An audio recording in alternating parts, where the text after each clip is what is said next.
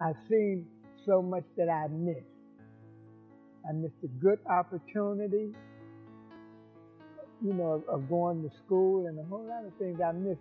That first step would have helped me overcome. But you know what? I'm glad that I am here now.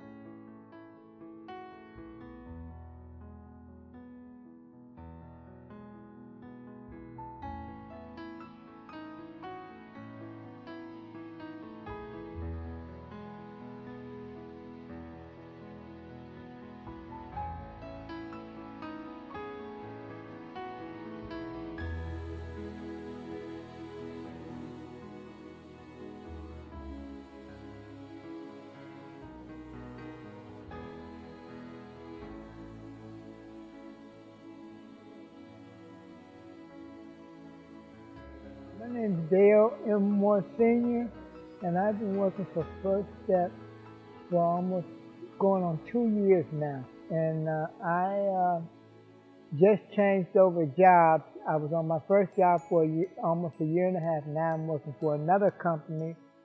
And First Step came in when I really needed them because I had to go to the hospital.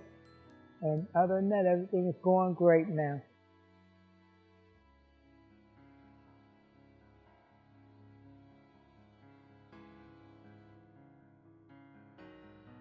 Let me give you the broad term for homelessness. For homelessness. Poverty. Look at any indicators of poverty. Lack of education, lack of suitable skills, all right? Education, a stable environment. A stable environment is very important. If you keep in mind that usually any given night there's roughly 9,000 people that are homeless in the city of Atlanta, and we're in the mecca of Atlanta, being here on Auburn Avenue, we're always here to help some people.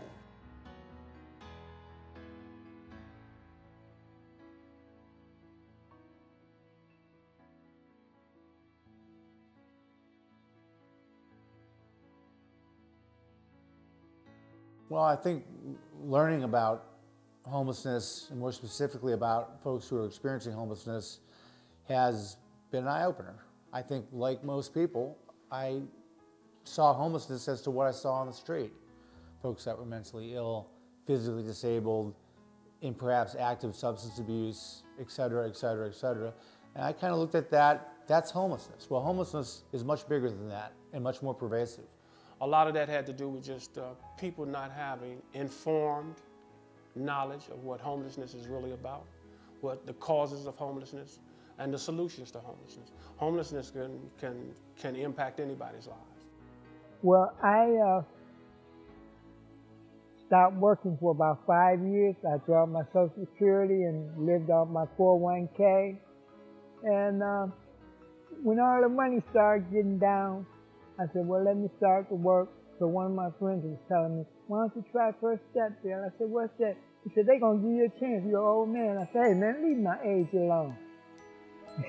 And so what had happened, I went to go up there, and I filled out the application, and they gave me a job. I went through their program of orientation, and everything turned out all right. What I've learned most from my clients is that they're just people, just like you and I. It could happen to any one of us. It's kind of cool. Sometimes I'll have a doctor or a scientist or an accountant in front of me, and they just had a bad stroke of life, and they just kind of ended up in the predicament and the situation. So it's just learning that life and people are people, and not to judge people. That's kind of what I've learned the most here, is that people are people no matter what their circumstances are. People are gonna laugh with you, people are gonna cry with you, and they're just people, that's it.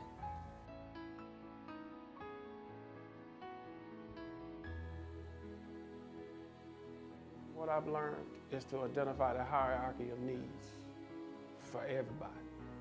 For homeless people, you have to realign or reestablish their hierarchy of needs. And once you do that, and you got that checklist, and once you can see them come into you and say, hey, I've done this, I've done this. And when they see them meeting their own hierarchy of needs, you got suitable living now. You got a roof over your head. That's big. Well, I accomplished me a car, and I really changed up a whole lot. Because after I got my car, I saved up my money. One of the supervisors worked there named Mike or Mitch was telling me, he said, Bill, you've been working here. Why are you catching bugs? Start saving that money you make and get you a car. And that's exactly what I did. And before I know it, I had me a nice car.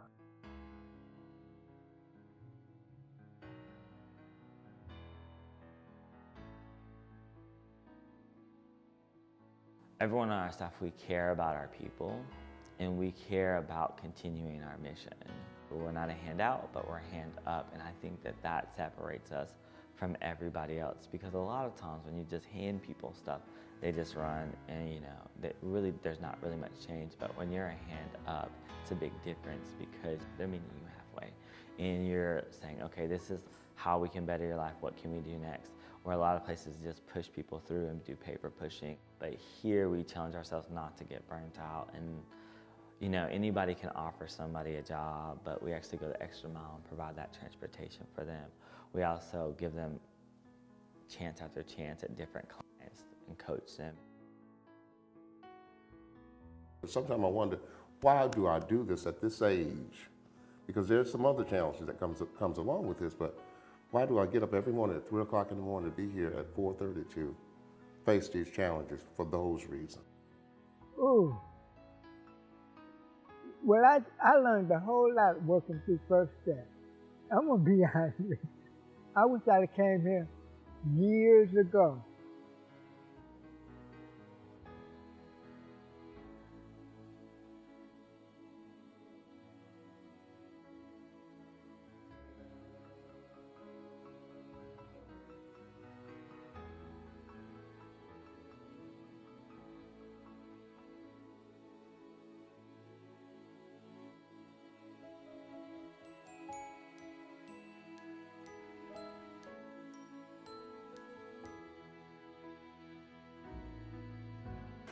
Once I go get my license, I'm going to ask First Step to keep sending me to different places so I can seek a better job, so I can live a little bit better and support myself.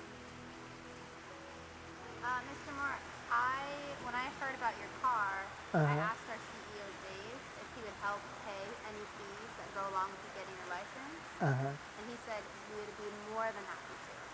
Okay. So if you want to go ahead and get that license, we're going to support you no matter what. Okay. Sound like a plan? Yes, it do.